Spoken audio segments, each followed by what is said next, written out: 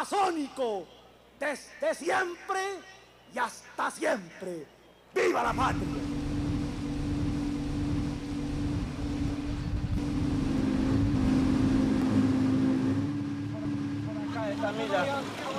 Pasen, hermano.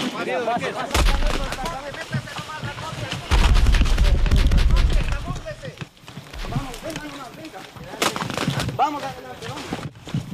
Vamos adelante ahí. Avisen adelante.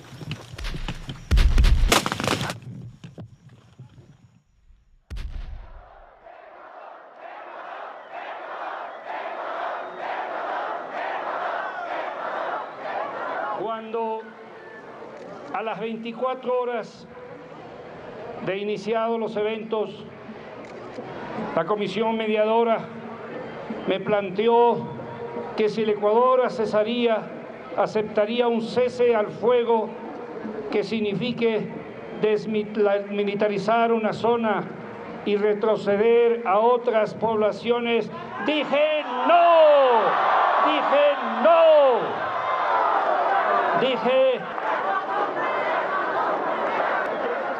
le decía que el Ecuador es el agredido. Ninguna de estas posiciones representa una posición peruana. Por lo tanto, no somos nosotros los agresores, son ellos que tradicionalmente es el modo como han querido que nosotros retrocedamos.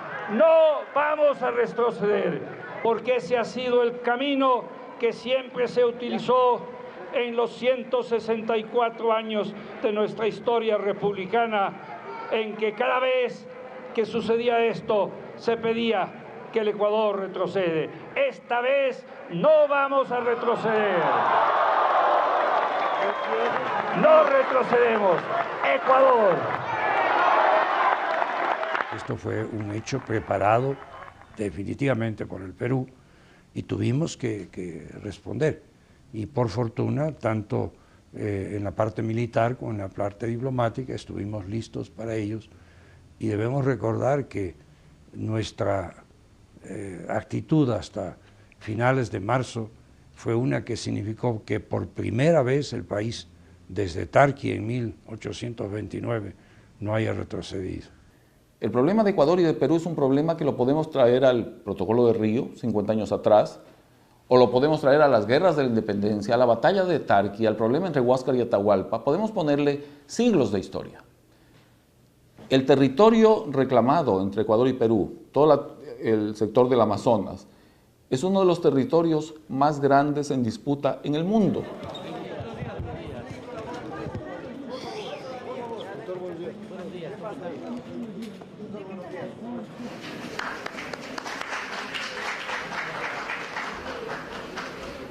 De esta manera comenzamos de manera formal esta reunión entre los señores presidentes, ex vicepresidentes de la República y el señor presidente constitucional de la República, arquitecto Sixto Durán Ballén.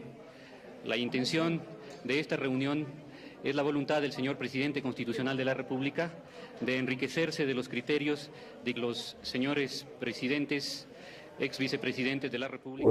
Una reunión tensa porque no había mucha fluidez entre los concurrentes, pero primó las tesis de defensa territorial. Yo creo que fue positiva esa reunión. En el conflicto del CENEPA lo único que hubo es foto. Una fotografía de 5, 4, 6 presidentes y expresidentes juntos. Solo estuvimos juntos en la foto. Porque el momento en que ingresamos al despacho del presidente Sixto Durán, ninguno lo apoyó. Todos le criticaron. Le dijeron que estaban en desacuerdo con lo que estaba haciendo y que querían dejar constancia de que estaba en el camino inadecuado. No, cada cual expresó su punto de vista frente al problema territorial, porque ese era el propósito de la reunión, que el presidente Durán Ballén conozca los puntos de vista de todos los expresidentes presentes, y cada cual con libertad expresó sus criterios. Y Durán Ballén llegó a sus propias conclusiones. También dejé constancia de que fue un atentado contra el interés nacional abandonar el arbitraje papal. El presidente Borja, en su cuarto año de presidencia, faltando menos de un año, hizo esta presentación en Naciones Unidas. Recibida con gran beneplácito por los países allí reunidos, porque se veía una luz para el arreglo de este problema de 50 años. Vale la pena recordar que de inmediato el gobierno del Perú, creo que en la misma sesión de Naciones Unidas, el embajador peruano indicó por disposición del presidente Fujimori que no aceptaba un arbitraje del Papa, así como luego en la guerra no querían aceptar ni la intervención de la OEA ni la intervención de Naciones Unidas. Todo hacía presumir que ese fallo hubiera sido de equidad y que hubiera favorecido el interés de nuestro país. No es que yo abandoné la tesis del arbitraje, sino que el Perú nunca la aceptó. No es verdad, no es verdad. Lo que pasa, y aquí es una ocasión directa contra Durán Ballén, ¿no le parece que él debía haberme preguntado? A ver, Borja, ¿qué es lo que usted conversó con Fujimori? Ustedes se reunieron varias veces. ¿Hasta dónde llegaron esas conversaciones? ¿Qué tipo de persona es Fujimori? Tenía que preguntarme, yo esperaba ser llamado. Fujimori en todo momento insistía en que lo único que había que hacer era seguir replanteando la frontera en los 78 kilómetros faltantes y decía que si era necesario para eso podía haber un peritaje. No arbitraje, que sea peritaje. Pero eso dijo públicamente, esta es una posición para discutir. O sea que él aceptó la tesis. Y la contrapropuesta dijo, bueno, que no sea arbitraje, que sea peritaje. Intentamos el arbitraje del rey de España a fines del siglo XIX y comienzos del XX. Pedimos el arbitraje del presidente de los Estados Unidos, nada menos que Franklin Roosevelt, considerado tal vez el mejor presidente del siglo XX en los Estados Unidos. El rey de España y Franklin Roosevelt, al momento en que debían emitir su opinión, se abstuvieron de hacerlo. De tal manera que proponer que interviniera el Papa era una idea muy interesante, era una propuesta del Ecuador que debía obtener una aceptación tanto del Perú como de la persona a la cual se le estaba pidiendo que intervenga. Usted no puede aceptar que por ser más poderoso que usted se le roben el 95% del país, pues, mi querido amigo, y que luego llamen al Papa para que sí, que haya paz cuando ya usted está totalmente mutilado. Es como que le corten las piernas, le corten los brazos y media cabeza, ¿no? Yo no me pertenecía a esa escuela y no me pertenezco a esa escuela. Mientras tanto, decenas de voluntarios acuden a los destacamentos militares del Oriente para ponerse a órdenes del ejército. Con la mente y con el espíritu. ¿Contentos? ¡Sí! ¿Felices? ¡Sí! ¡Bueno! Mi disposición es defender a mi patria y no traicionar, ofrecerles honor y fuerza. Es mi decisión por mi patria, dar mi vida por mi patria. Defender, tener civismo, honor y gloria. A defender a mi patria, por ella he vivido y por ella moriré. Nuestra misión es siempre cumplir con lo imposible. Estamos listos para todos, para enfrentar cualquier situación. Ser humano y por ecuatoriano que somos, estoy dispuesto a entregar mi vida en caso de que sea necesario. Tenemos una moral bastante alta. Vamos al combate, directo al combate, vamos a matar. Estamos aquí listos para derrotar a este rojo que siempre nos ha tratado de robar nuestro territorio, pero aquí nosotros estamos, aquí al frente. Estamos listos a defender hasta lo último, con nuestras vidas y llegar a las últimas consecuencias. No tendremos muchos medios, pero sí la voluntad de la fuerza de todo un conglomerado que se llama Ecuador. El Amazonas es y será nuestro, bajo el lema de ser, no morir. ¡Selva! ¡Viva el Ecuador! ¡Viva! Un pequeño punto en el mapa, pero hoy por hoy el baluarte más grande de nuestra nacionalidad, de nuestra soberanía. Los 11 féretros lentamente fueron llevados hasta el interior del avión del ejército. La bandera tricolor del país cubriendo a estos soldados que ofrendaron su vida por defender Tiwinza, al borde del río Cenepa. Sus compañeros de uniforme, haciendo un alto a sus labores, rindieron los honores que corresponde a los héroes de guerra. 11 bravos soldados que inscriben su nombre en la página histórica en la que los ecuatorianos hemos defendido nuestra tierra sin haber retrocedido un solo palmo. Las bajas se siguen dando, pero según nuestros soldados, los perdedores son los peruanos. En la guerra no hay victorias, hay diferentes grados de derrota, por las tremendas secuelas que deja inclusive a los países que ganan en materia económica, social y humana. Por lo tanto, la paz había que buscarla. Cuando yo asumo la presidencia, se habían constituido comisiones de negociación binacionales que habían llegado a acuerdos en prácticamente todos los puntos. Y eso empezó con el gobierno de Sixto Durán Ballén, siguió con el gobierno de Abdalá Bucaram, siguió con el gobierno de Fabián Alarcón. Lo único que estaba por resolverse, lo clave, lo central, era el tema territorial, era el tema de Tiwinsa. El problema es que si no resolvíamos eso, que era realmente lo difícil, nada de lo acordado antes tenía valor, porque así es como se había negociado y eso era correcto. ¿Por qué no firmé yo la paz? Esa es la pregunta, yo creo, que hacen muchos ecuatorianos. Porque yo nunca hubiera firmado lo que se firmó posteriormente. Yo creo que se podía haber obtenido mejores resultados para el Ecuador.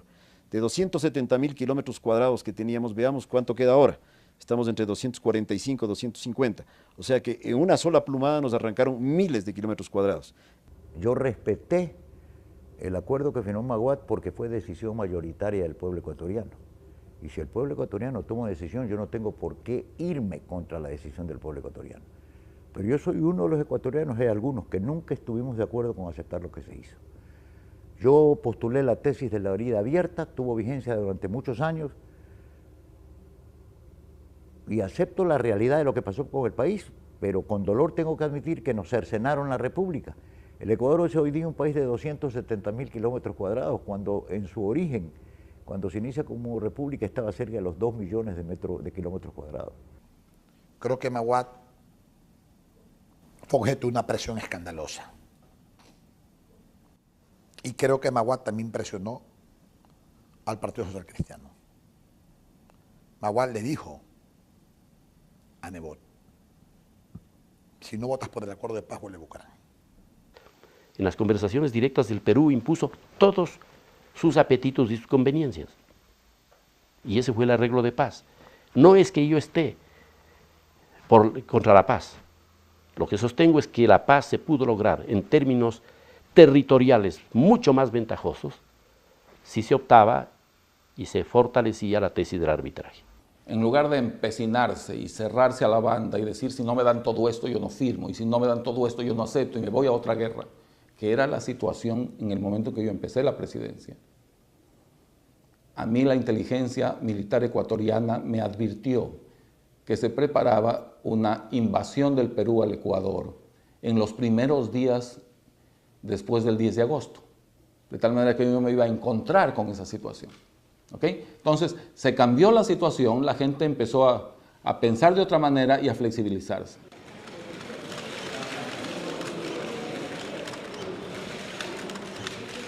Señoras y señores, la presencia del abogado Abdalá Bucaram constituye un acontecimiento de extraordinario relieve, pues es la primera vez en toda nuestra historia republicana que un presidente del Ecuador realiza una visita oficial al Perú. Para beneficio común. Deseo invitar a usted, señor presidente Fujimori, a iniciar juntos desde hoy un nuevo periodo de la historia de las relaciones entre Perú y Ecuador. En el afán de acortar diferencias y unificar aquellos puntos que nos permitan avanzar hacia la paz. Esta participación tan activa, tan solidaria del presidente Cardoso, al igual que los señores presidentes de los otros países garantes, que amavelmente vieram aqui a Brasília para que nós tivéssemos uma conversa como tivemos, boa, amistosa, cheia de confiança a respeito do processo de paz, a discussão sobre os avanços que as comissões específicas estão levando adiante e para reafirmar a nossa absoluta confiança em que vamos chegar a bom termo. Luego de tantas décadas de tratar de ganarnos mutuamente las guerras, hoy juntos los dos países estamos ganando la paz.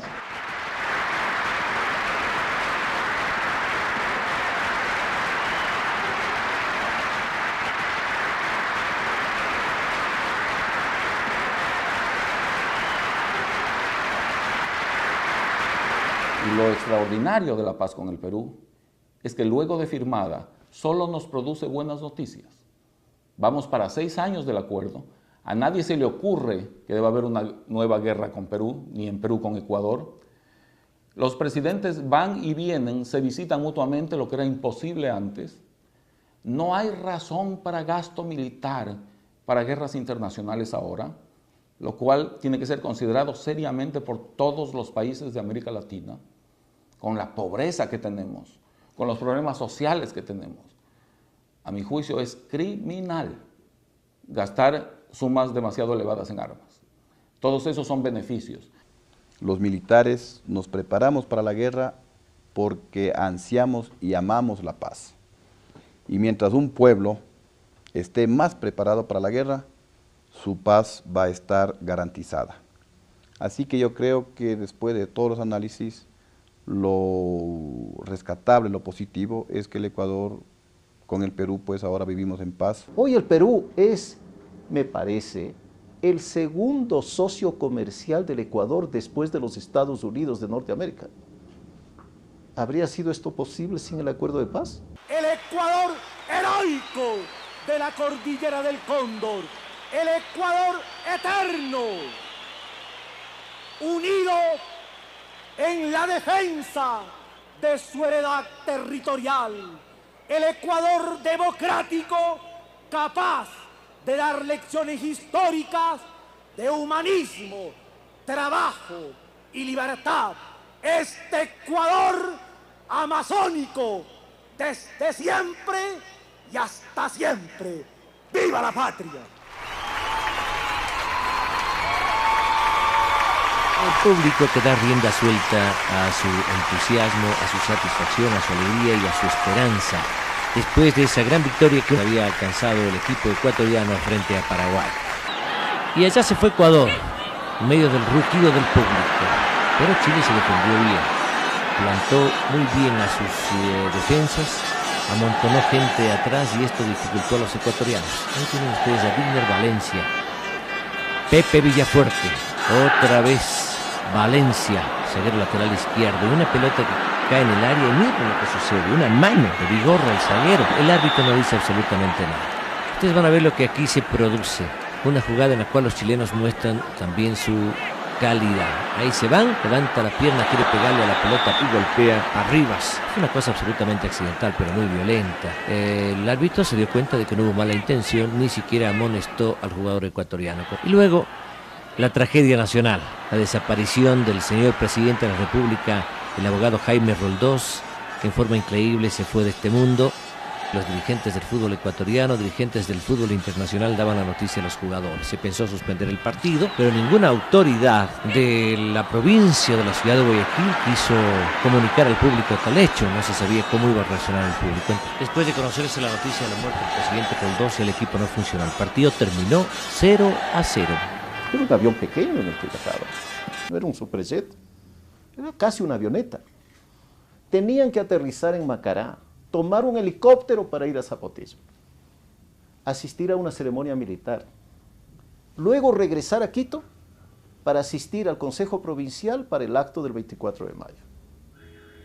Lo voy a decir de una manera quizá inapropiada, era un viaje de locos. No debió hacer ese viaje el presidente de la República. Y el piloto no debió cambiar la ruta para ganar tiempo, que fue lo que hizo. Y no podía meterse en la agreste montaña lojana a navegar por instrumentos. Si el avión pasaba 10 metros más alto, no había accidente. Pero se iba a dar en la siguiente montaña.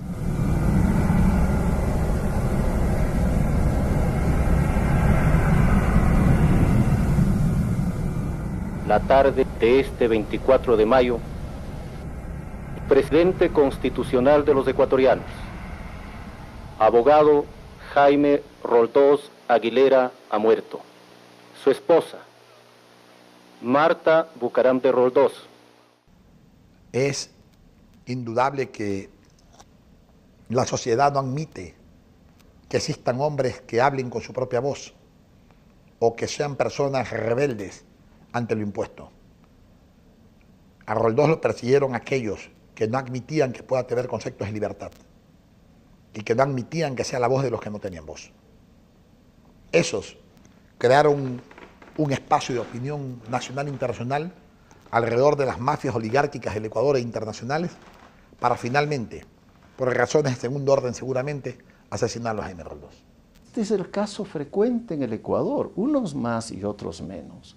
Dicen cualquier cosa de acuerdo a sus intereses.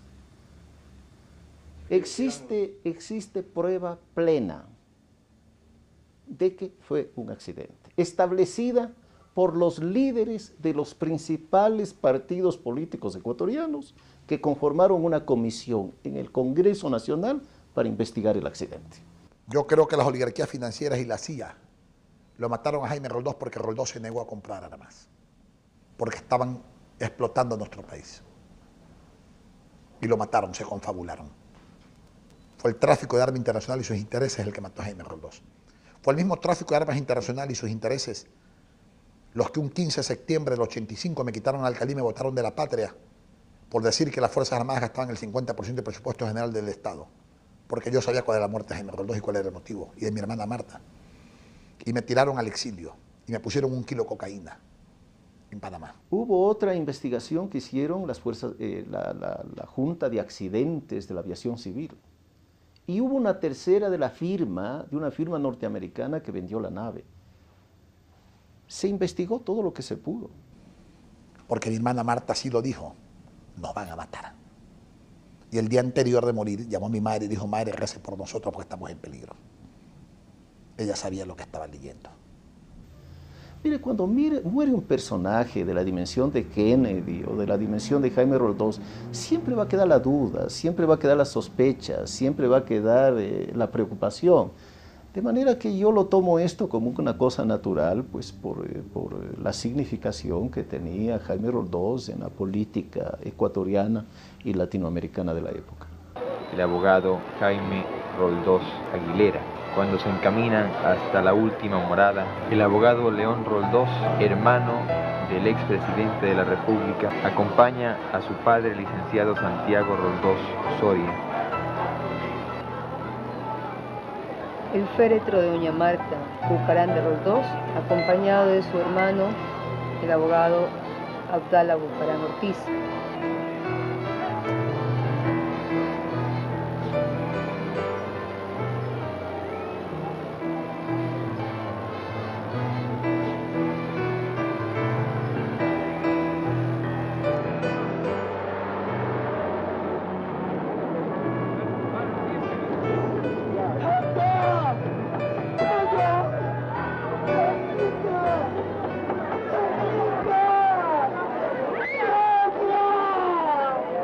Más allá de que creo que Roldós fue un hombre honesto y un hombre serio, creo que no se gobernó este país en beneficio del pueblo ecuatoriano, no se notaron cambios fundamentales en el país. Hizo bien Roldós al subir el salario mínimo vital. Bueno, era una necesidad.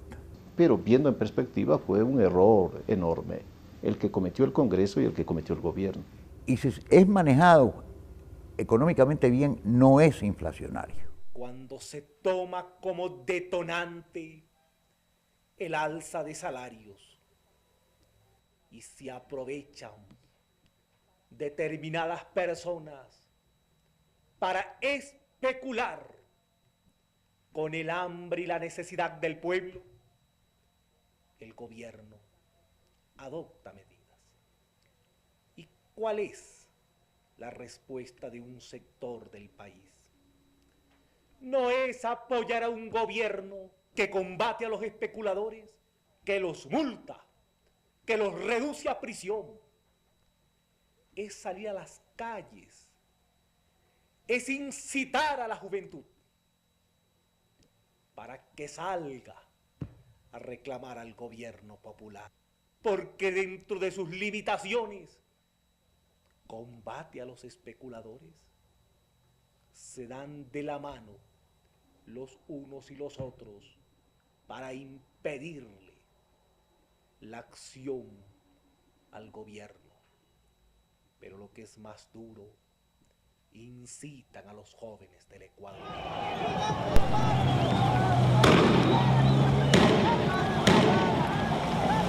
13 de mayo, huelga nacional, golpes de gobierno, antipopular.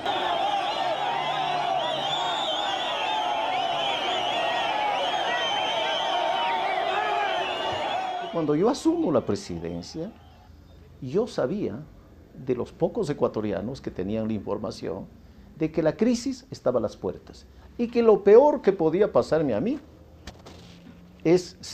era, en ese momento, ser presidente del Ecuador. Hay varias leyes enviadas por el Ejecutivo a la Cámara de Representantes que establecen impuestos, no para los hombres pobres del Ecuador, no para los trabajadores, sino para los adinerados. Y esas leyes ojalá se aprueban para de esta manera entregar al Estado aquellos recursos que ha perdido por la baja del precio del petróleo. Mire, yo creo que Eduardo Hurtado inició un camino muy difícil para el país en la economía con la sucretización y que estamos viviendo gran parte de los errores que se cometieron en materia económica. En el Ecuador nadie habla de la sucretización del ingeniero. Solo se habla de la sucretización de Hurtado. Creo que fueron medidas equivocadas la una y la otra, porque esas dos operaciones llevaron a que fuera el Estado, es decir, la colectividad, fuéramos todos los que asumiéramos los riesgos del diferencial cambiario, lo cual era absolutamente injusto. Esta sucretización inmoral, que fue la segunda realizada durante el gobierno del ingeniero Félix Cordero. Claro, ¿por qué? Porque continuaron las devaluaciones. ¿Y quién pagaba la cuenta de las devaluaciones de los créditos sucretizados? El Banco Central. Claro, fue un perjuicio gigantesco para el Banco Central, en última instancia para el pueblo ecuatoriano.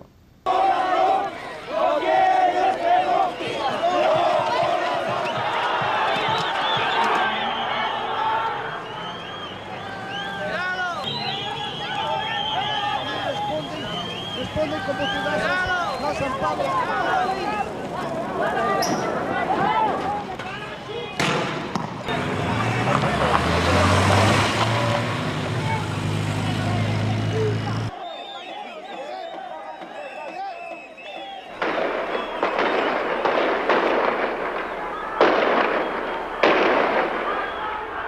Yo creo que el gobierno del presidente Hurtado fue un gobierno ineficaz.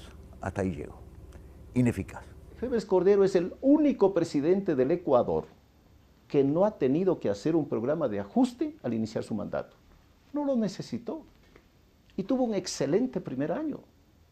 Claro, después se dedicó a la demagogia y al populismo y arrasó con la economía ecuatoriana. Usted va a encontrar que por la caída del precio del petróleo a $6 y por la dejada de exportación como resultado de la ruptura del oleoducto, 6 meses, el Ecuador dejó de ingresar 3.300 millones de dólares, lo que es equivalente a un año de exportaciones. Lo que en buen romance significa que goberné 4 años con ingresos petroleros equivalentes a 3 años.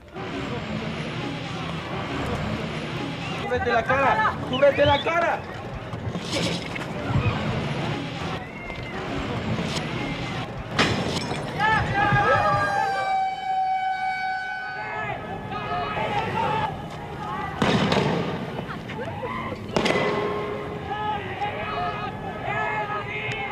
Los problemas con que heredamos del país son tan grandes, tan graves, tan profundos, tan persistentes, que se requiere, como dije antes, una junta de médicos, y esto lo dije en la campaña electoral, para buscar las soluciones adecuadas, hasta el punto de que tuve que acudir a un amigo presidente de Venezuela para que me hiciera un préstamo sin intereses de $50 millones para poder pagar incluso los sueldos y los salarios de los empleados y trabajadores públicos.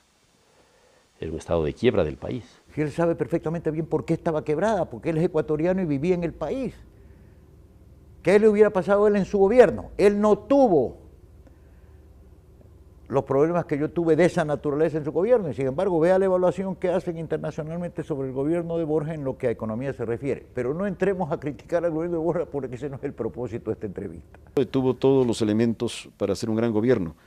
Tuvo una mayoría en el Congreso Nacional abrumadora entre la Alianza Izquierda Democrática y Democracia Popular que recordaremos. Podía haber actuado en todos los organismos del Estado e imprimir un rumbo al país. Lamentablemente no aprovechó esa circunstancia histórica. Nuestro proyecto de profundizar la democracia hacia los sectores económicos produjo un crecimiento de la economía al final de mi gobierno del 5,4%, la expansión de las exportaciones al 16%.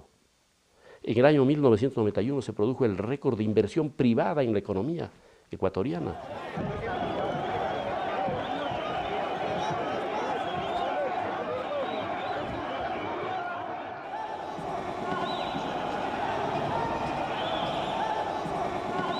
Es un periodo en donde hay una cierta estabilidad en el país, igual que después en el gobierno también de Sixto Durán Ballén, a pesar de las situaciones conflictivas que se vivieron con la salida del entonces vicepresidente Dajic. Los parámetros de recuperación económica a fines del 94 han sido los más altos hasta ese momento y no han sido superados hasta ahora. Desmanteló todos los programas sociales que sustentaron el crecimiento de nuestra economía. ¿El resultado cuál fue? Se desbarrancó el crecimiento, creo que bajó del 5,4 al 1,7. 94 se creció un 4,8%, los otros 2 años tuvimos solo 1,8% por la guerra, por el egreso que significó la guerra.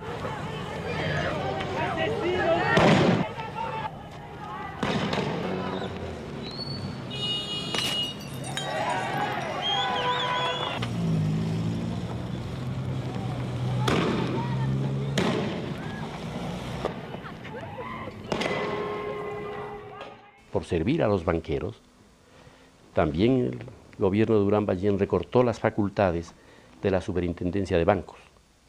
Entonces los banqueros empezaron a hacer lo que les daba la gana y ahí se robaron la plata de la gente.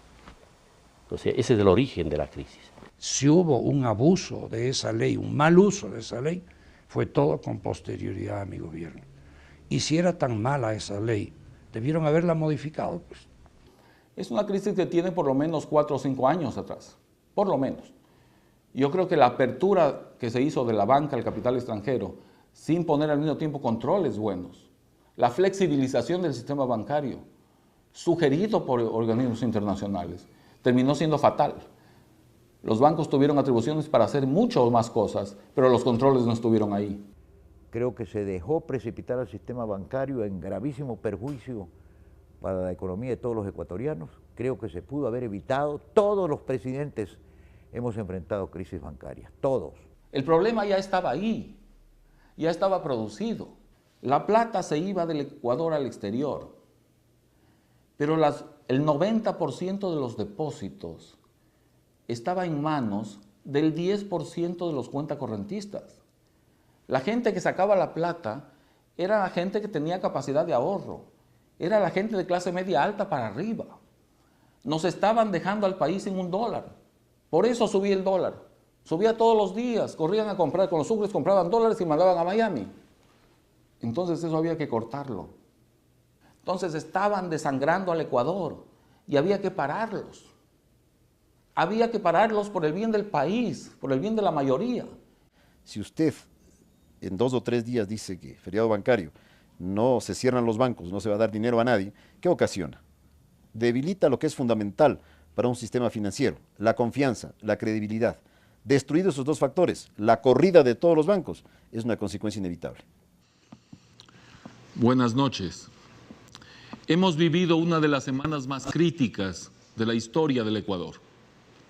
El incremento del precio del dólar, el feriado bancario, la huelga nacional. Esta situación crítica que vive el Ecuador requiere un golpe de timón, la gran batalla que debemos librar todos los ecuatorianos es la batalla contra la hiperinflación y contra la pobreza. Después de un feriado bancario obligatorio la gente cobra pánico. Entonces usted, ellos y nosotros, lo primero que hacemos tan pronto como abran las puertas a los bancos es ir a sacar nuestro dinero. El sistema bancario en ninguna parte del mundo puede atender a todos los depositantes en sus desembolsos al mismo tiempo. La dolarización no fue el resultado de un estudio o de un programa de gobierno, de un objetivo. Fue el resultado de una improvisación que llevó a poner al dólar frente al sucre en 25.000 porque así creyeron en ese momento el gobierno para no caerse y estamos soportando en muchísimas circunstancias los 2 hechos más importantes del desastre del gobierno de Maguad. El feriado bancario, la quiebra de los bancos y en segundo lugar la dolarización improvisada y antitécnica que lo llevó a efecto el gobierno de Maguad en una medida desesperada, política, para mantenerse en el poder. Eso es absolutamente ridículo. ¿A qué presidente en sus cabales se le puede ocurrir que tomando una decisión económica de esa naturaleza, y no por razones económicas, sino por razones políticas, podía sobrevivir? Eso no tiene ni pies ni cabeza.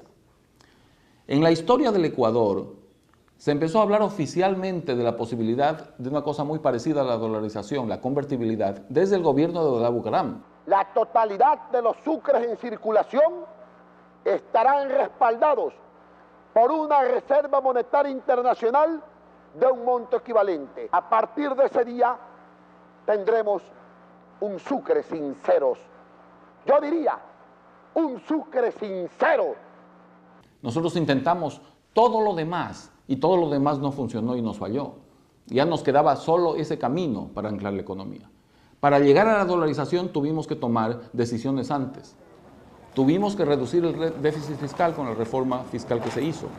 Tuvimos que limpiar el sistema bancario y financiero como se hizo. Tuvimos que conseguir un acuerdo en el Congreso para que apoyaran la ley Trole que reformaba las leyes necesarias y se hizo. Entonces, cuando se cumplieron esas condiciones, fue que se tomó la decisión. No se la hizo antes porque las condiciones no estaban cumplidas. Era simplemente estúpido. Y los estragos que esa dolarización hizo en la gente pobre son indecibles, porque los precios se multiplicaron y no los salarios. Entonces la brecha de pobreza es tremenda. La dolarización llevó a la quiebra de miles y miles de empresas. Si a esto le suma que salió la denuncia de que para la campaña electoral del doctor Maguad, un banquero importante en el país había contribuido con $3 millones, vino la reacción y la ira popular. Yo le dije que había una crisis bancaria a las puertas, que yo tenía información proveniente de organismos internacionales de que Aspiazu estaba robando en el Banco del Progreso como un condenado y que él debía cerrar el Banco del Progreso. Bueno, no lo hizo, y los errores se pagan, y él lo pagó con el fracaso de su gobierno y con la pérdida de la presidencia de la República.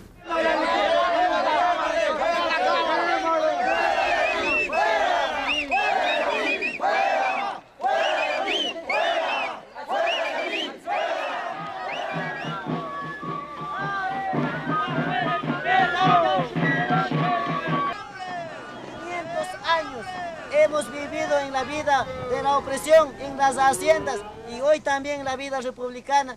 Durante 500 años no hemos cansado, tenemos otros 500 años más para luchar, compañeros, y sacar adelante a nuestro pueblo.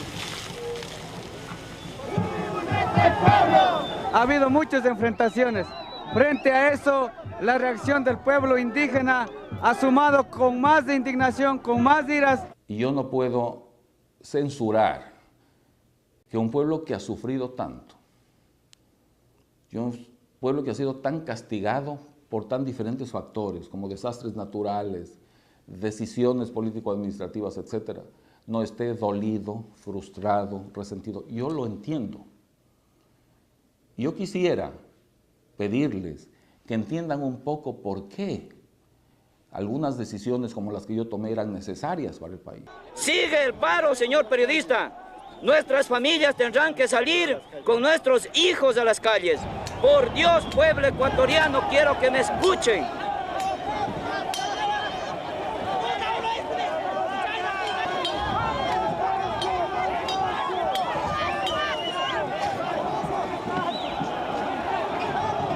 Los indígenas se habían prácticamente tomado Quito o algún sector de Quito.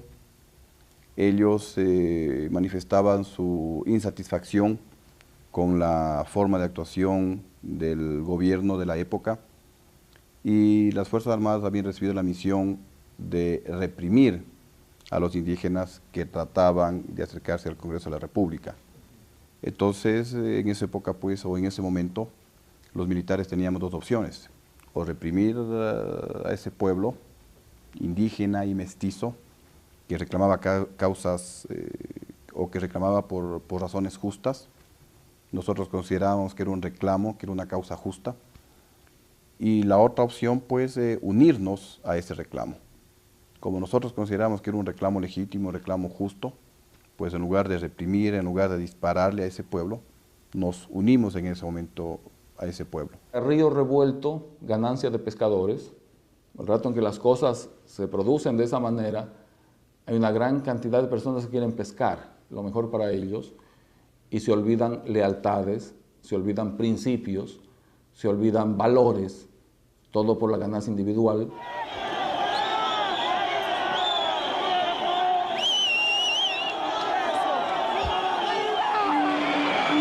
Les pedimos desprendimiento, a nuestros más antiguos les pedimos comprensión.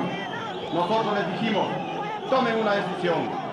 ¿Por qué digo esto, señores? Porque ya hemos estado gobernados por los más capaces, pero igualmente por los más pillos. Ya hemos estado gobernados por los más capaces, pero igualmente han vendido la patria, han regalado la patria a cambio de nada. Ya hemos estado gobernados por los más capaces, pero igualmente han sido los más irresponsables con la decisión, con la responsabilidad que adquirieron engañando al pueblo ecuatoriano. Es por eso que la gente que esté con nosotros, la gente que represente al pueblo, deberá tener las tres condiciones que hemos mencionado. Gracias, pueblo ecuatoriano.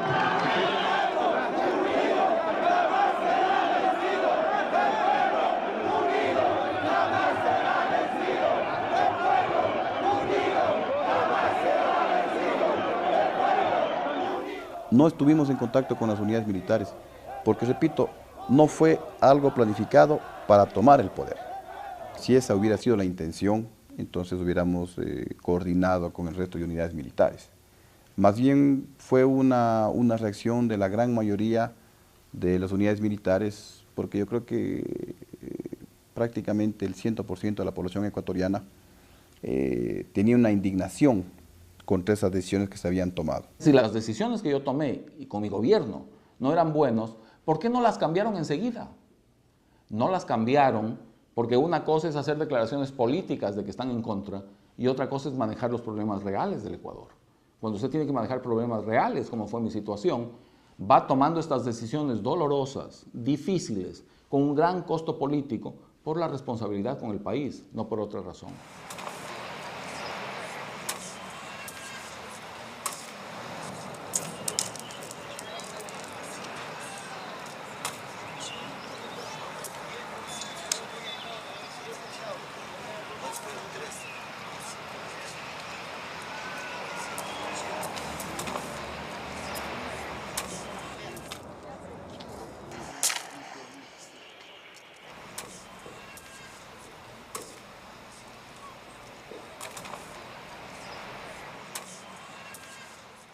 Bueno, soy básicamente un ser humano y no me considero distinto de ningún otro ser humano. Tengo virtudes, tengo defectos. Creo que nuestra misión aquí consiste en trabajar solidariamente con los demás. Creo que debemos tener el valor de ser auténticos, de declarar las cosas en las que pensamos y los valores en los que creemos, y que debemos estar siempre pendientes y solidarios con los demás.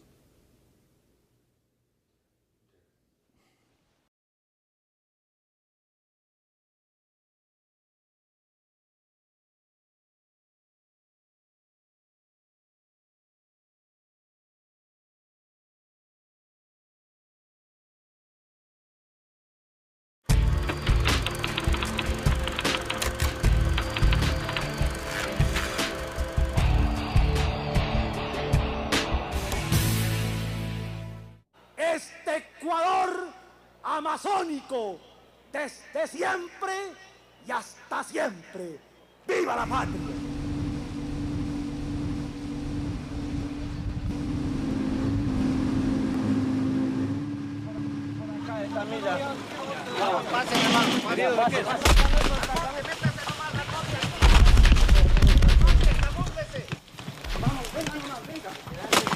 Vamos adelante, vamos.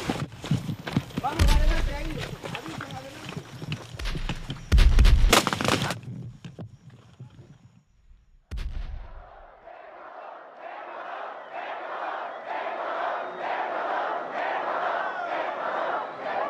Cuando a las 24 horas de iniciados los eventos, la comisión mediadora me planteó que si el Ecuador aceptaría un cese al fuego que signifique desmilitarizar una zona y retroceder a otras poblaciones, dije no,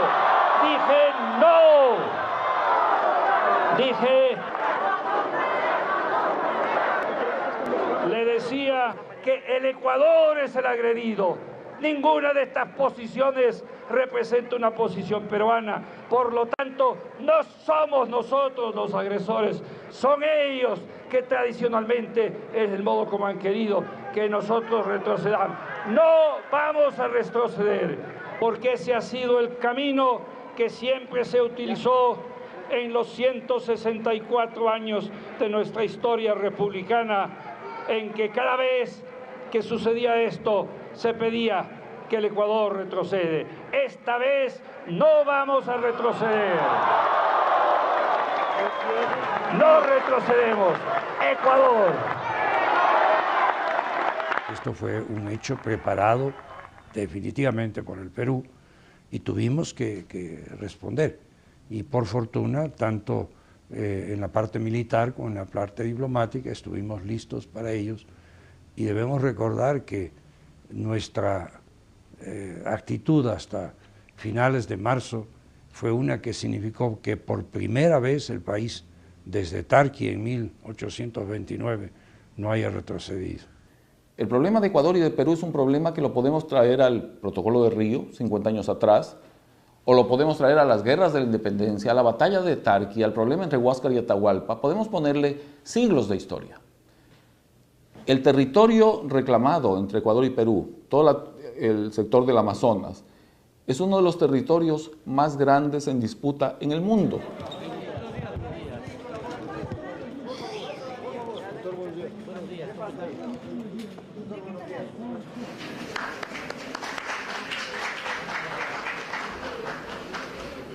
De esta manera comenzamos de manera formal esta reunión entre los señores presidentes, ex vicepresidentes de la República y el señor presidente constitucional de la República, arquitecto Sixto Durán Ballén. La intención de esta reunión es la voluntad del señor presidente constitucional de la República de enriquecerse de los criterios de los señores presidentes, ex vicepresidentes de la República. Una reunión tensa porque no había mucha fluidez entre los concurrentes, pero primó las tesis de defensa territorial. Yo creo que fue positiva esa reunión. En el conflicto del CENEPA lo único que hubo es foto. Una fotografía de 5, 4, 6 presidentes y expresidentes juntos. Solo estuvimos juntos en la foto. Porque el momento en que ingresamos al despacho del presidente Sixto Durán, ninguno lo apoyó. Todos le criticaron. Le dijeron que estaban en desacuerdo con lo que estaba haciendo. Y que querían dejar constancia de que estaba en el camino inadecuado. No, cada cual expresó su punto de vista frente al problema territorial. Porque ese era el propósito de la reunión, que el presidente Durán Ballén conozca los puntos de vista de todos los expresidentes presentes, y cada cual con libertad expresó sus criterios. Y Durán Ballén llegó a sus propias conclusiones. También dejé constancia de que fue un atentado contra el interés nacional abandonar el arbitraje papal. El presidente Borja, en su 4º año de presidencia, faltando menos de un año, hizo esta presentación en Naciones Unidas. Recibida con gran beneplácito por los países allí reunidos, porque se veía una luz para el arreglo de este problema de 50 años. Vale la pena recordar que de inmediato el gobierno del Perú, creo que en la misma sesión de Naciones Unidas, el embajador peruano indicó por disposición del presidente Fujimori que no aceptaba un arbitraje del Papa, así como luego en la guerra no querían aceptar ni la intervención de la OEA ni la intervención de Naciones Unidas. Todo hacía presumir que ese fallo hubiera sido de equidad y que hubiera favorecido el interés de nuestro país. No es que yo abandoné la tesis del arbitraje, sino que el Perú nunca la aceptó. No es verdad, no es verdad. Lo que pasa, y aquí es una ocasión directa contra Durán Ballén, ¿no le parece que él debía haberme preguntado? A ver, Borja, ¿qué es lo que usted conversó con Fujimori? Ustedes se reunieron varias veces. ¿Hasta dónde llegaron esas conversaciones? ¿Qué tipo de personas Fujimori? Tenía que preguntarme, yo esperaba ser llamado. Fujimori en todo momento insistía en que lo único que había que hacer era seguir replanteando la frontera en los 78 kilómetros faltantes y decía que si era necesario para eso podía haber un peritaje. No arbitraje, que sea peritaje. Pero eso dijo públicamente, esta es una posición para discutir. O sea que él aceptó la tesis. Y la contrapropuesta dijo, bueno, que no sea arbitraje, que sea peritaje. Intentamos el arbitraje del rey de España a fines del siglo XIX y comienzos del XX. Pedimos el arbitraje del presidente de los Estados Unidos, nada menos que Franklin Roosevelt, considerado tal vez el mejor presidente del siglo XX en los Estados Unidos. El rey de España y Franklin Roosevelt, al momento en que debían emitir su opinión, se abstuvieron de hacerlo. De tal manera que proponer que interviniera el Papa era una idea muy interesante, era una propuesta del Ecuador que debía obtener una aceptación tanto del Perú como de la persona a la cual se le estaba pidiendo que intervenga. Usted no puede aceptar que por ser más poderoso que usted se le roben el 95% del país, pues mi querido amigo, y que luego llamen al Papa para que sí, que haya paz cuando ya usted está totalmente mutilado. Es como, bueno, era una necesidad. Pero viendo en perspectiva fue un error enorme el que cometió el Congreso y el que cometió el gobierno. Y si es manejado económicamente bien, no es inflacionario. Cuando se toma como detonante el alza de salarios y se aprovechan determinadas personas para especular con el hambre y la necesidad del pueblo, el gobierno adopta medidas. ¿Y cuál es la respuesta de un sector del país? No es apoyar a un gobierno que combate a los especuladores, que los multa, que los reduce a prisión. Es salir a las calles, es incitar a la juventud para que salga a reclamar al gobierno popular, porque dentro de sus limitaciones combate a los especuladores, se dan de la mano los unos y los otros para impedirle la acción al gobierno. Pero lo que es más duro, incitan a los jóvenes del Ecuador.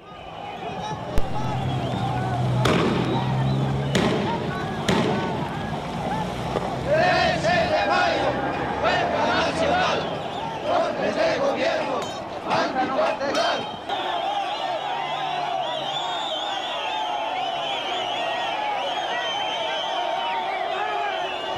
Cuando yo asumo la presidencia, yo sabía de los pocos ecuatorianos que tenían la información de que la crisis estaba a las puertas y que lo peor que podía pasarme a mí era en ese momento ser presidente del Ecuador. Hay varias leyes enviadas por el Ejecutivo a la Cámara de Representantes que establecen impuestos, no para los hombres pobres del Ecuador, no para los trabajadores, sino para los adinerados.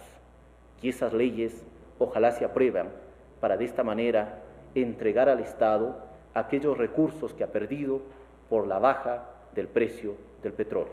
Mire, yo creo que Eduardo Hurtado inició un camino muy difícil para el país en la economía con la sucretización y que estamos viviendo gran parte de los errores que se cometieron en materia económica. En el Ecuador nadie habla de la sucretización del ingeniero. Solo se habla de la sucretización de Hurtado. Creo que fueron medidas equivocadas la una y la otra. porque esas dos operaciones llevaron a que fuera el Estado, es decir, la colectividad, fuéramos todos los que asumiéramos los riesgos del diferencial cambiario, lo cual era absolutamente injusto. Esta sucretización inmoral, que fue la segunda realizada durante el gobierno del ingeniero Febres Cordero. Claro, ¿por qué? Porque continuaron las devaluaciones. ¿Y quién pagaba la cuenta de las devaluaciones de los créditos sucretizados? El Banco Central. Claro, fue un perjuicio gigantesco para el Banco Central, en última instancia para el pueblo ecuatoriano.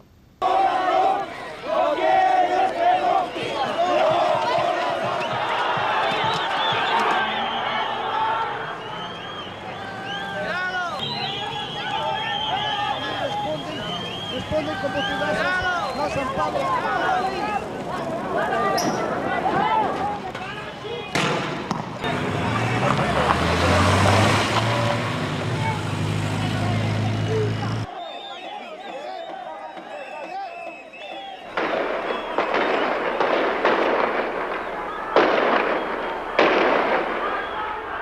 Yo creo que el gobierno del presidente Hurtado fue un gobierno ineficaz. Hasta ahí llego. Ineficaz. Febres Cordero es el único presidente del Ecuador que no ha tenido que hacer un programa de ajuste al iniciar su mandato. No lo necesitó. Y tuvo un excelente primer año. Claro, después se dedicó a la demagogia y al populismo y arrasó con la economía ecuatoriana. Usted va a encontrar que por la caída del precio del petróleo a $6 y por la dejada de exportación como resultado de la ruptura del oleoducto, 6 meses, el Ecuador dejó de ingresar 3.300 millones de dólares, lo que es equivalente a un año de exportaciones. Lo que en buen romance significa que goberné 4 años con ingresos petroleros equivalentes a 3 años. ¡Cúbrete la cara! ¡Cúbrete la cara!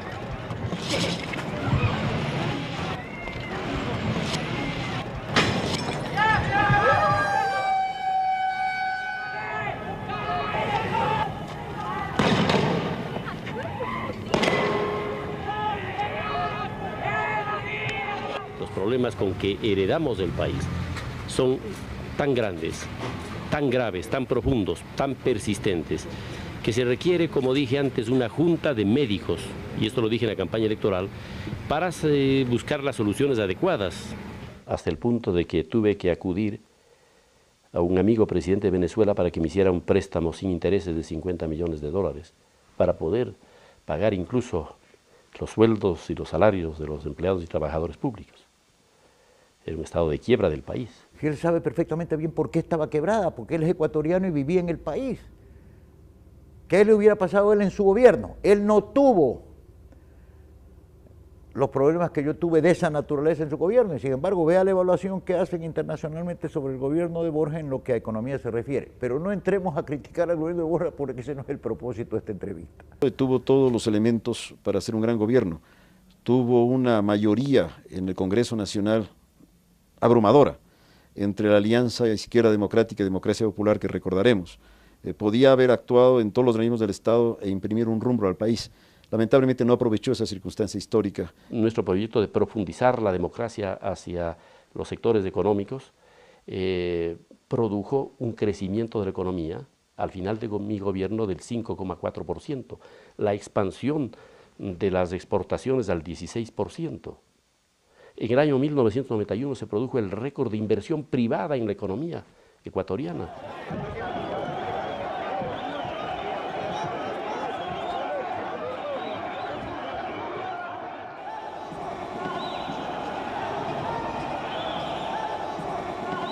Es un periodo en donde hay una cierta estabilidad en el país, igual que después en el gobierno también de Sixto Durán Ballena, a pesar de las situaciones conflictivas que se vivieron con la salida del entonces vicepresidente Dajic. Los parámetros de recuperación económica a fines del 94 han sido los más altos hasta ese momento y no han sido superados hasta ahora.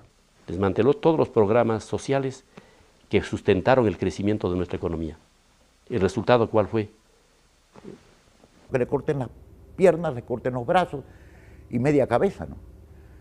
Yo no me pertenecía a esa escuela y no me pertenezco a esa escuela. Mientras tanto, decenas de voluntarios acuden a los destacamentos militares del Oriente para ponerse a órdenes del ejército. Con la mente y con el espíritu. ¿Contentos? ¡Sí! ¿Felices? ¡Sí! ¡Bueno! Mi disposición es defender a mi patria y no traicionar, ofrecerles honor y fuerza. Es una decisión por mi patria, dar mi vida por mi patria. Defender, tener civismo, honor y gloria. A defender a mi patria, por ella he vivido y por ella moriré. Nuestra misión es siempre cumplir con lo imposible. Estamos listos para todos, para enfrentar cualquier situación. Ser humano y por ecuatoriano que somos, estoy dispuesto a entregar mi vida en caso de que sea necesario. Tenemos una moral bastante alta. Vamos al combate, directo al combate, vamos a matar. Estamos aquí listos para derrotar a este rojo que siempre nos ha tratado de robar nuestro territorio. Pero aquí nosotros estamos, aquí al frente. Estamos listos a defender hasta lo último con nuestras vidas y llegar a las últimas consecuencias. No tendremos muchos medios, pero sí la voluntad de la fuerza de todo un conglomerado que se llama Ecuador. El Amazonas es y será nuestro, bajo el lema de ser, no morir. ¡Selva! ¡Viva el Ecuador! ¡Viva! Un pequeño punto en el mapa, pero hoy por hoy el baluarte más grande de nuestra nacionalidad, de nuestra soberanía. Los 11 féretros lentamente fueron llevados hasta el interior del avión del ejército. La bandera tricolor del país cubriendo a estos soldados que ofrendaron su vida por defender Tiwinsa al borde del río Cenepa. Sus compañeros de uniforme, haciendo un alto a sus labores, rindieron los honores que corresponde a los héroes de guerra. 11 bravos soldados que inscriben su nombre en la página histórica en la que los ecuatorianos hemos defendido nuestra tierra sin haber retrocedido un solo palmo. Las bajas se siguen dando, pero según nuestros soldados, los perdedores son los peruanos. En la guerra no hay victorias, hay diferentes grados de derrota por las tremendas secuelas que deja inclusive a los países que ganan en materia económica, social y humana. Por lo tanto, la paz había que buscarla. Cuando yo asumo la presidencia, se habían constituido comisiones de negociación binacionales que habían llegado a acuerdos en prácticamente todos los puntos. Y eso empezó con el gobierno de Sixto Durán Ballén, siguió con el gobierno de Abdalá Bucaram, siguió con el gobierno de Fabián Alarcón. Lo único que estaba por resolverse, lo clave, lo central, era el tema territorial, era el tema de Tiwinsa. El problema es que si no resolvíamos eso, que era realmente lo difícil, nada de lo acordado antes tenía valor, porque así es como se había negociado y eso era correcto. ¿Por qué no firmé yo la paz? Esa es la pregunta, yo creo, que hacen muchos ecuatorianos. Porque yo nunca hubiera firmado lo que se firmó posteriormente. Yo creo que se podía haber obtenido mejores resultados para el Ecuador. De 270.000 kilómetros cuadrados que teníamos, veamos cuánto queda ahora. Estamos entre 245, 250.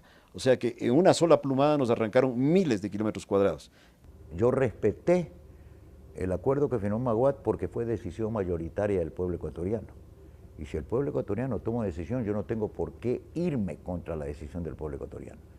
Pero yo soy uno de los ecuatorianos, hay algunos que nunca estuvimos de acuerdo con aceptar lo que se hizo. Yo postulé la tesis de la herida abierta, tuvo vigencia durante muchos años, y acepto la realidad de lo que pasó con el país, pero con dolor tengo que admitir que nos cercenaron la república. El Ecuador es hoy día un país de 270.000 kilómetros cuadrados, cuando en su origen, cuando se inicia como república, estaba cerca de los 2 millones de kilómetros cuadrados. Creo que Maguad fue objeto de una presión escandalosa. Y creo que Maguad también presionó al Partido Social Cristiano. Maguad le dijo a Nebot: si no votas por el acuerdo de paz, vuelve a Bucaram. En las conversaciones directas del Perú impuso todos sus apetitos y sus conveniencias. Y ese fue el arreglo de paz. No es que yo esté contra la paz. Lo que sostengo es que la paz se pudo lograr en términos territoriales mucho más ventajosos si se optaba y se fortalecía la tesis del arbitraje. En lugar de empecinarse y cerrarse a la banda y decir, si no me dan todo esto yo no firmo, y si no me dan todo esto yo no acepto y me voy a otra guerra, que era la situación en el momento que yo empecé la presidencia. A mí la inteligencia militar ecuatoriana me advirtió que se preparaba una invasión del Perú al Ecuador en los primeros días después del 10 de agosto. De tal manera que yo me iba a encontrar con esa situación. ¿Okay? Entonces, se cambió la situación, la gente empezó a pensar de otra manera y a flexibilizarse.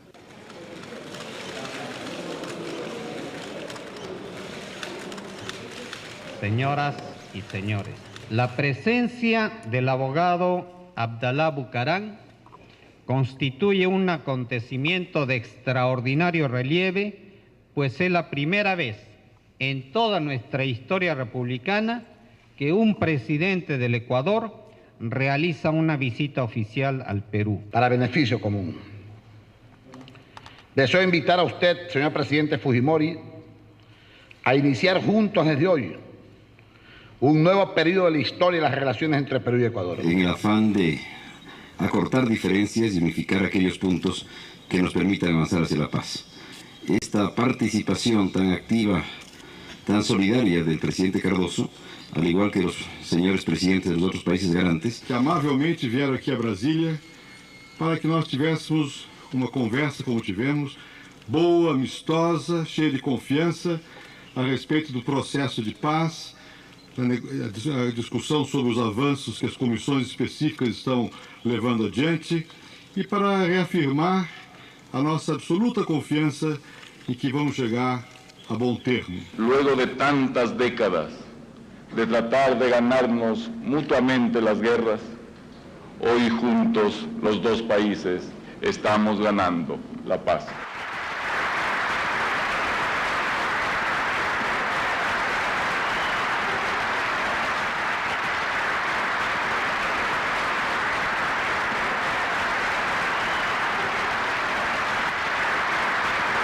Lo extraordinario de la paz con el Perú es que luego de firmada solo nos produce buenas noticias.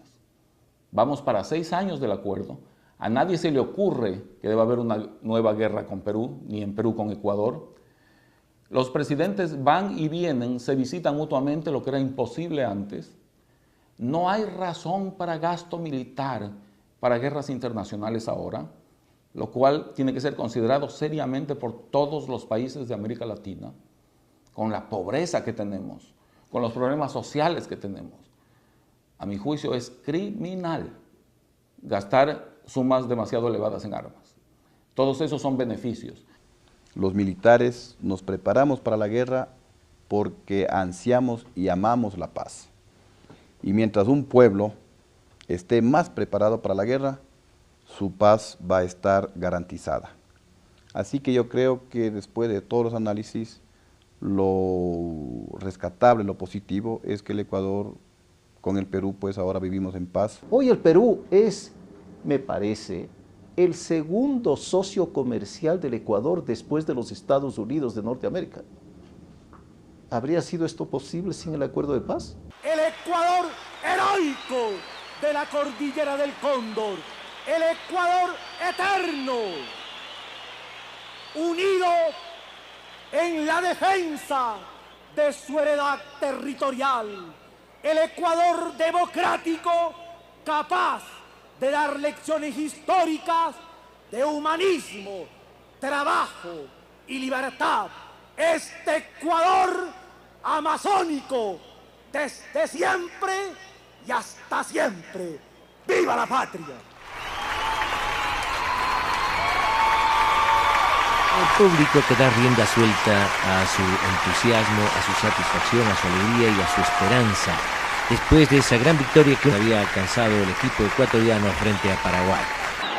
Y allá se fue Ecuador, en medio del rugido del público, pero Chile se defendió bien, plantó muy bien a sus defensas, amontonó gente atrás y esto dificultó a los ecuatorianos. Ahí tienen ustedes a Digner Valencia, Pepe Villafuerte, otra vez Valencia, zaguero lateral izquierdo, y una pelota que cae en el área y miren lo que sucede, una mano de Vigorra, el zaguero. El árbitro no dice absolutamente nada. Ustedes van a ver lo que aquí se produce, una jugada en la cual los chilenos muestran también su calidad. Ahí se van, levanta la pierna, quiere pegarle a la pelota y golpea a Rivas. Es una cosa absolutamente accidental, pero muy violenta. El árbitro se dio cuenta de que no hubo mala intención, ni siquiera amonestó al jugador ecuatoriano. Y luego, la tragedia nacional, la desaparición del señor presidente de la República el abogado Jaime Roldós, que en forma increíble se fue de este mundo. Los dirigentes del fútbol ecuatoriano, dirigentes del fútbol internacional daban la noticia a los jugadores. Se pensó suspender el partido, pero ninguna autoridad de la provincia de la ciudad de Guayaquil quiso comunicar al público tal hecho. No se sabía cómo iba a reaccionar el público. Después de conocerse la noticia de la muerte del presidente Roldós, el equipo no funcionó. El partido terminó 0-0. Era un avión pequeño en el que viajaba. No era un superjet. Era casi una avioneta. Tenían que aterrizar en Macará, tomar un helicóptero para ir a Zapotillo, asistir a una ceremonia militar, luego regresar a Quito para asistir al Consejo Provincial para el acto del 24 de mayo. Lo voy a decir de una manera quizá inapropiada, era un viaje de locos. No debió hacer ese viaje el presidente de la República. Y el piloto no debió cambiar la ruta para ganar tiempo, que fue lo que hizo. Y no podía meterse en la agreste montaña lojana a navegar por instrumentos. Si el avión pasaba 10 metros más alto, no había accidente. Pero se iba a dar en la siguiente montaña.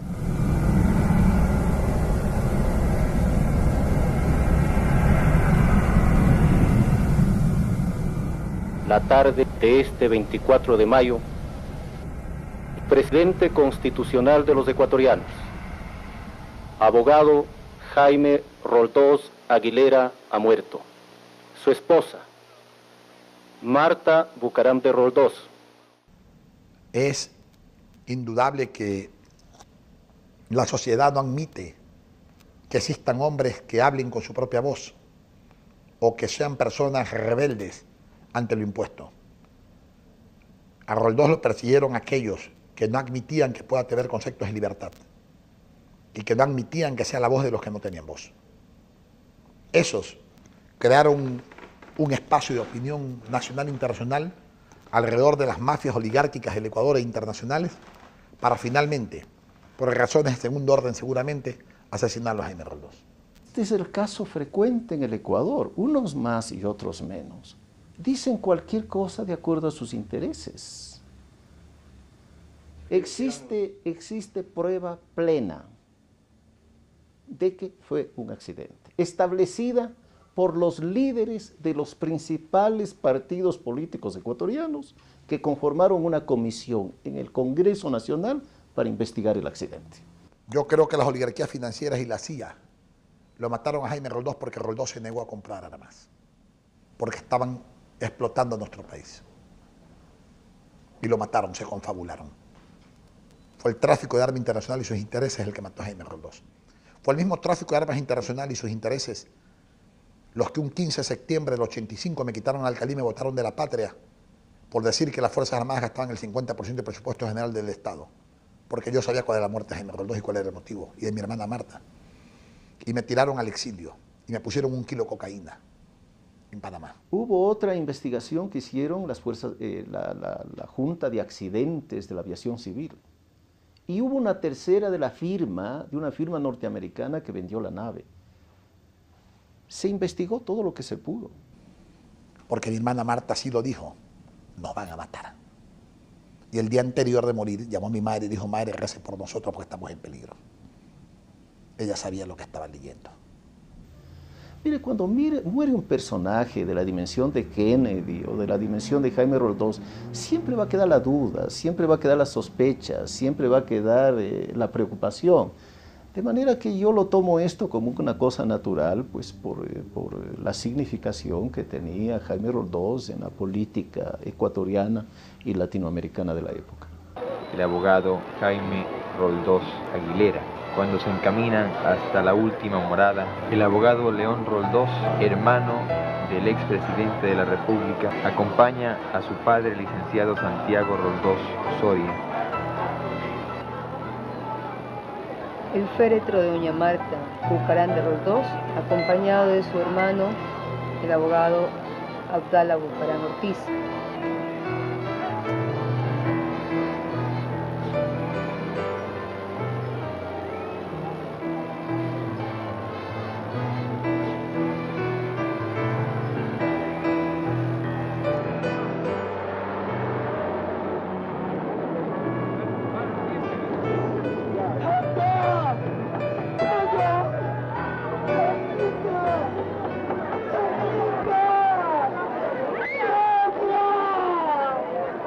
más allá de que creo que Roldós fue un hombre honesto y un hombre serio, creo que no se gobernó este país en beneficio del pueblo ecuatoriano, no se notaron cambios fundamentales en el país. Hizo bien Roldós al subir el salario mínimo vital, se desbarrancó el crecimiento, creo que bajó del 5,4 al 1,7.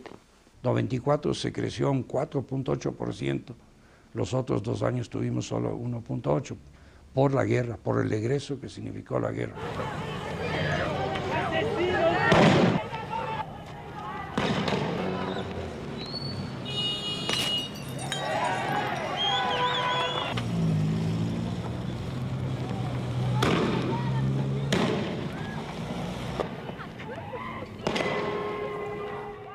Por servir a los banqueros, también el gobierno de Durán Ballén recortó las facultades de la superintendencia de bancos.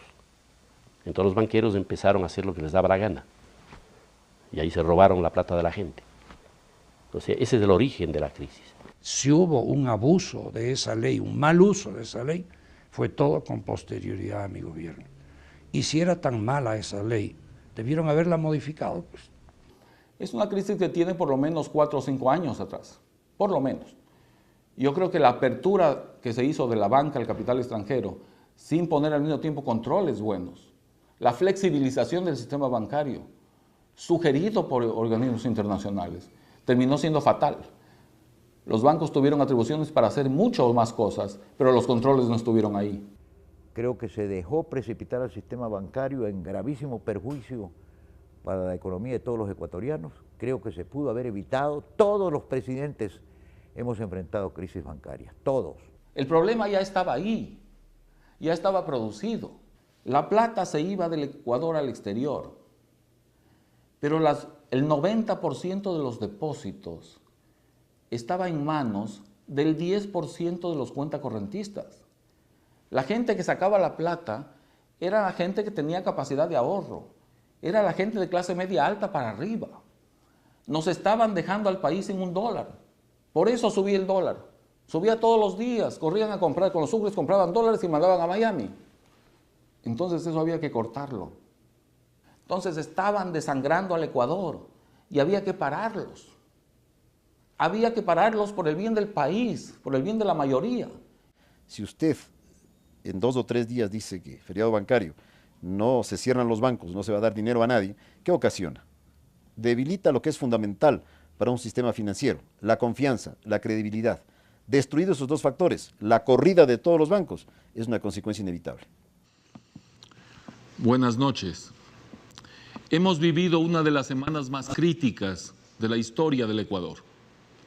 El incremento del precio del dólar, el feriado bancario, la huelga nacional. Esta situación crítica que vive el Ecuador requiere un golpe de timón, la gran batalla que debemos librar todos los ecuatorianos es la batalla contra la hiperinflación y contra la pobreza. Después de un feriado bancario obligatorio la gente cobra pánico. Entonces usted, ellos y nosotros, lo primero que hacemos tan pronto como abran las puertas a los bancos es ir a sacar nuestro dinero. El sistema bancario en ninguna parte del mundo puede atender a todos los depositantes en sus desembolsos al mismo tiempo. La dolarización no fue el resultado de un estudio o de un programa de gobierno, de un objetivo. Fue el resultado de una improvisación que llevó a poner al dólar frente al sucre en 25.000 porque así creyeron en ese momento el gobierno para no caerse y estamos soportando en muchísimas circunstancias los 2 hechos más importantes del desastre del gobierno de Maguad. El feriado bancario, la quiebra de los bancos y en segundo lugar la dolarización improvisada y antitécnica que lo llevó a efecto el gobierno de Maguad en una medida desesperada, política, para mantenerse en el poder. Eso es absolutamente ridículo. ¿A qué presidente en sus cabales se le puede ocurrir que tomando una decisión económica de esa naturaleza, y no por razones económicas, sino por razones políticas, podía sobrevivir? Eso no tiene ni pies ni cabeza.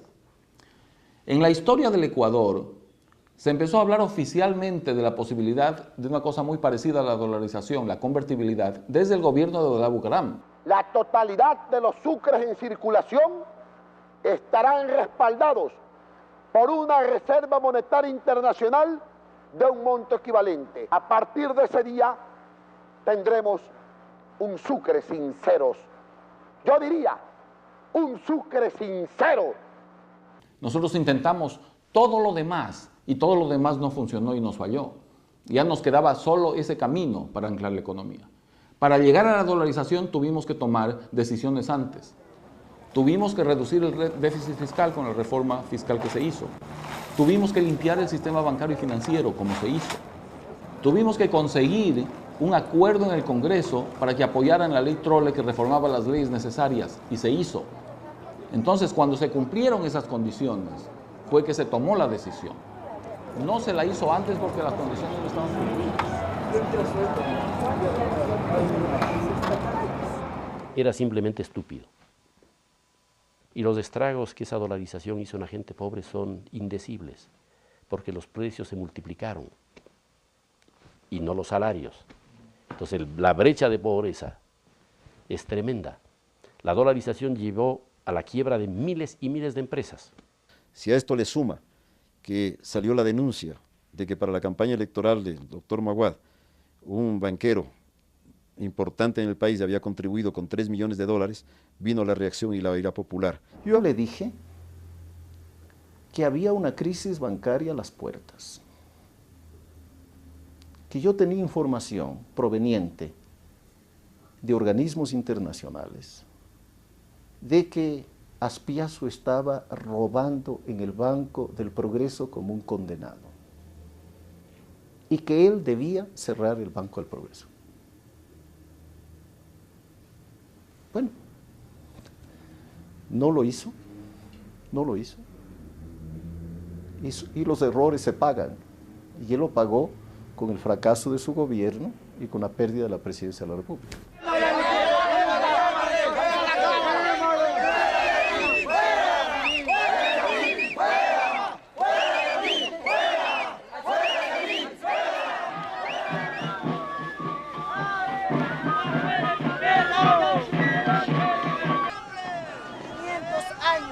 Hemos vivido en la vida de la opresión, en las haciendas y hoy también en la vida republicana. Durante 500 años no hemos cansado, tenemos otros 500 años más para luchar, compañeros, y sacar adelante a nuestro pueblo. Ha habido muchas enfrentaciones. Frente a eso, la reacción del pueblo indígena ha sumado con más de indignación, con más iras. Y yo no puedo censurar que un pueblo que ha sufrido tanto, un pueblo que ha sido tan castigado por tan diferentes factores como desastres naturales, decisiones. Presumir que ese fallo hubiera sido de equidad y que hubiera favorecido el interés de nuestro país. No es que yo abandoné la tesis del arbitraje, sino que el Perú nunca la aceptó. No es verdad, no es verdad. Lo que pasa, y aquí es una ocasión directa contra Durán Ballén, ¿no le parece que él debía haberme preguntado? A ver, Borja, ¿qué es lo que usted conversó con Fujimori?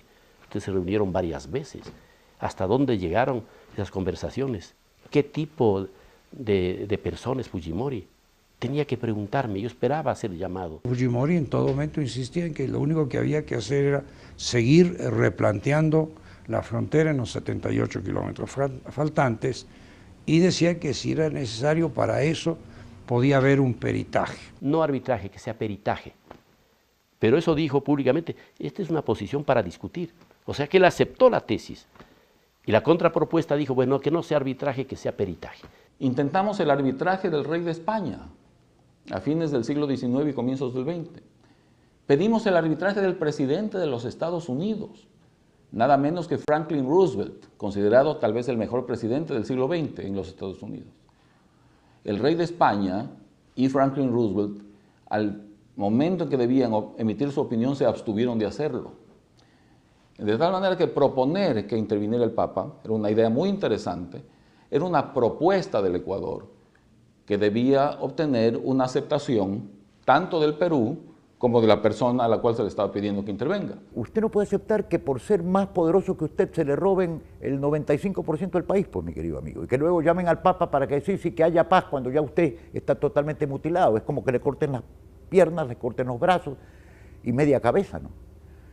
Yo no me pertenecía a esa escuela y no me pertenezco a esa escuela. Mientras tanto, decenas de voluntarios acuden a los destacamentos militares del Oriente para ponerse a órdenes del ejército. Con la mente y con el espíritu. ¿Contentos? ¡Sí! ¿Felices? ¡Sí! ¡Bueno! Mi disposición es defender a mi patria y no traicionar, ofrecerles honor y fuerza. Es una decisión por mi patria, dar mi vida por mi patria. Defender, tener civismo, honor y gloria. A defender a mi patria, por ella he vivido y por ella moriré. Nuestra misión es siempre cumplir con lo imposible. Estamos listos para todos, para enfrentar cualquier situación. Ser humano y por el ecuatoriano que somos, estoy dispuesto a entregar mi vida en caso de que sea necesario. Tenemos una moral bastante alta. Vamos al combate, directo al combate, vamos a matar. Estamos aquí listos para derrotar a este rojo que siempre nos ha tratado de robar nuestro territorio. Pero aquí nosotros estamos, aquí al frente. Estamos listos a defender hasta lo último con nuestras vidas y llegar al Partido Social Cristiano. Maguad le dijo a Nebot, si no votas por el acuerdo de paz, vuelve a Bucaram. En las conversaciones directas del Perú impuso todos sus apetitos y sus conveniencias. Y ese fue el arreglo de paz. No es que yo esté contra la paz. Lo que sostengo es que la paz se pudo lograr en términos territoriales mucho más ventajosos si se optaba y se fortalecía la tesis del arbitraje. En lugar de empecinarse y cerrarse a la banda y decir si no me dan todo esto yo no firmo y si no me dan todo esto yo no acepto y me voy a otra guerra, que era la situación en el momento que yo empecé la presidencia. A mí la inteligencia militar ecuatoriana me advirtió que se preparaba una invasión del Perú al Ecuador en los primeros días después del 10 de agosto, de tal manera que yo me iba a encontrar con esa situación. ¿Okay? Entonces, se cambió la situación, la gente empezó a pensar de otra manera y a flexibilizarse.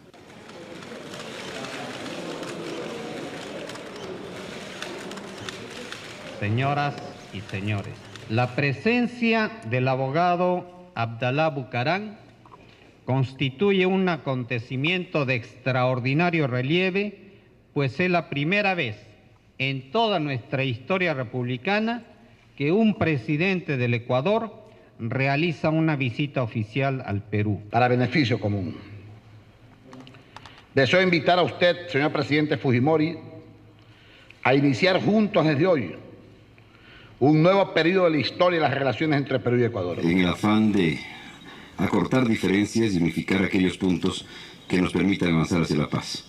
Esta participación tan activa, tan solidaria del presidente Cardoso, al igual que los señores presidentes de los otros países garantes, que amavelmente vieram aqui a Brasília para que nós tivéssemos uma conversa como tivemos, boa, amistosa, cheia de confiança, a respeito do processo de paz, a discussão sobre os avanços que as comissões específicas estão levando adiante e para reafirmar a nossa absoluta confiança em que vamos chegar a bom termo. Luego de tantas décadas de tratar de ganarnos mutuamente las guerras, hoy juntos los dos países estamos ganando la paz.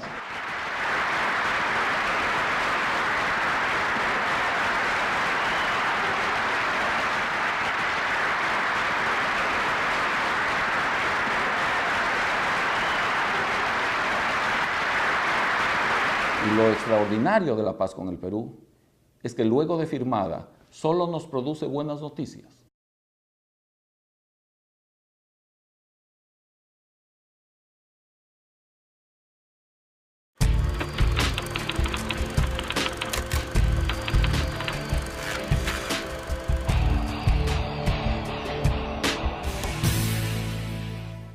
Este Ecuador amazónico, desde siempre y hasta siempre. ¡Viva la patria!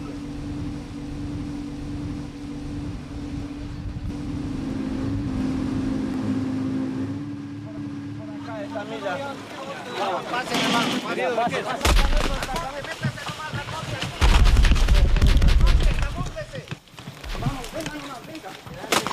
Vamos adelante, vamos. Vamos adelante ahí. Avisen adelante.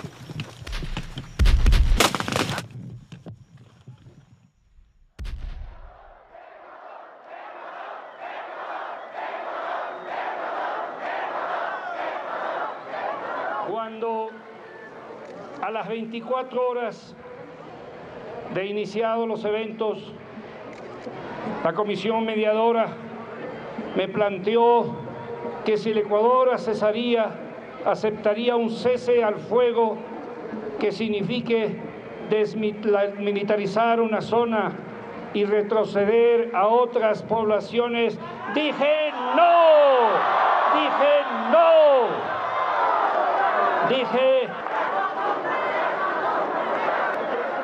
le decía que el Ecuador es el agredido. Ninguna de estas posiciones representa una posición peruana. Por lo tanto, no somos nosotros los agresores, son ellos que tradicionalmente es el modo como han querido que nosotros retrocedamos.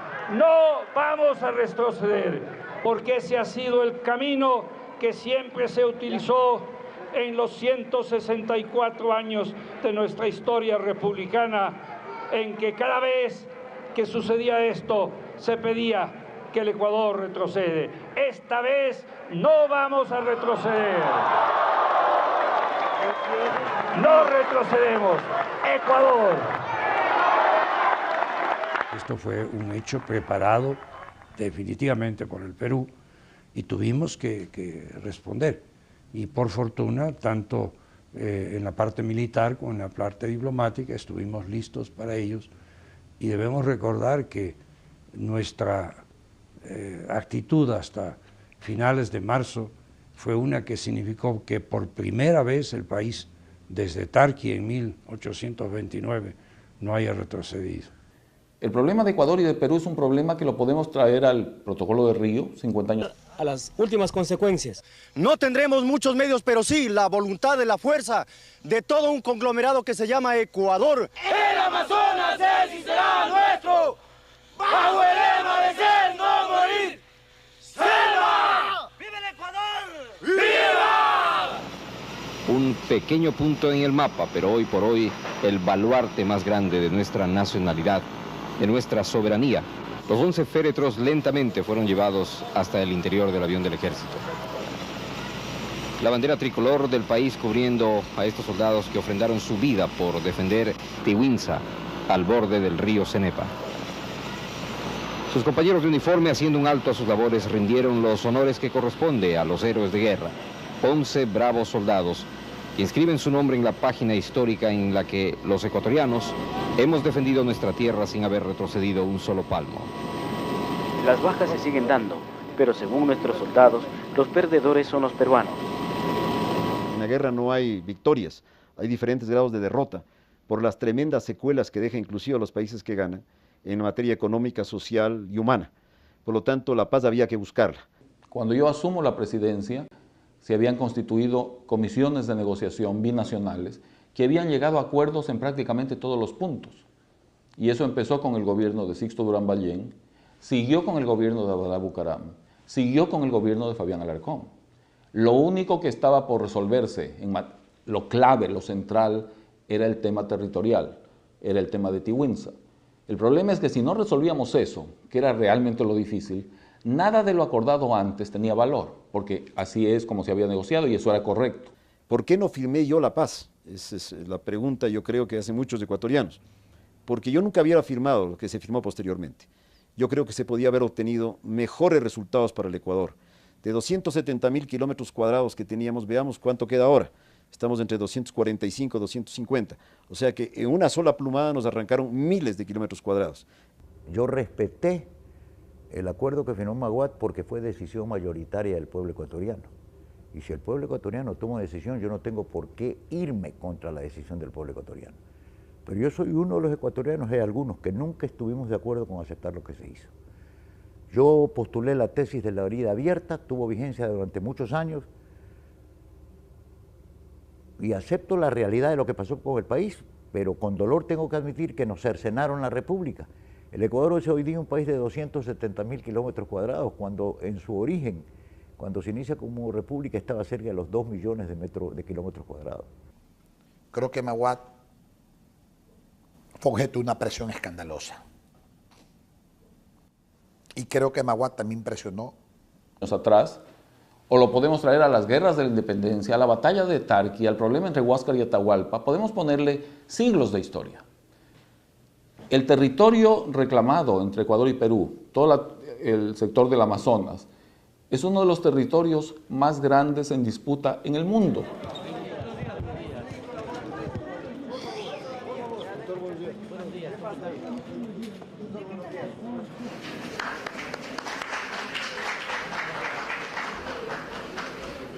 De esta manera comenzamos de manera formal esta reunión entre los señores presidentes, ex vicepresidentes de la República y el señor presidente constitucional de la República, arquitecto Sixto Durán Ballén.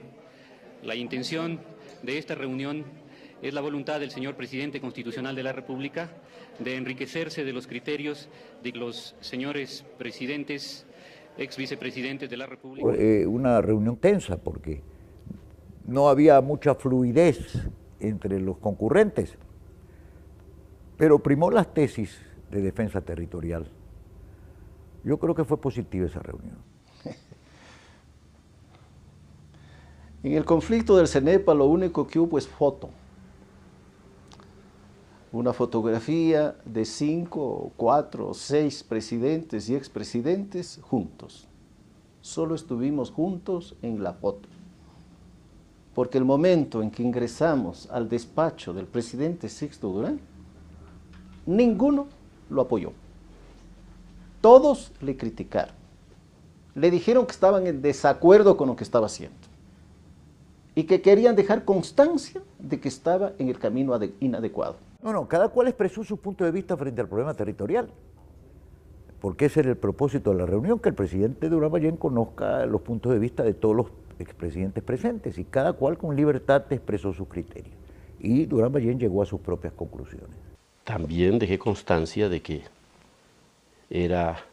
fue un atentado contra el interés nacional abandonar el arbitraje papal.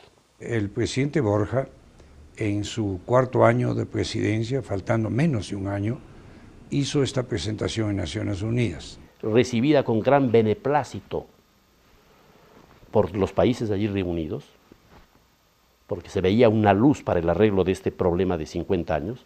Vale la pena recordar que de inmediato el gobierno del Perú, creo que en la misma sesión de Naciones Unidas, el embajador peruano indicó por disposición del presidente Fujimori que no aceptaba un arbitraje del Papa, así como luego en la guerra no querían aceptar ni la intervención de la OEA ni la intervención de Naciones Unidas. Todo hacía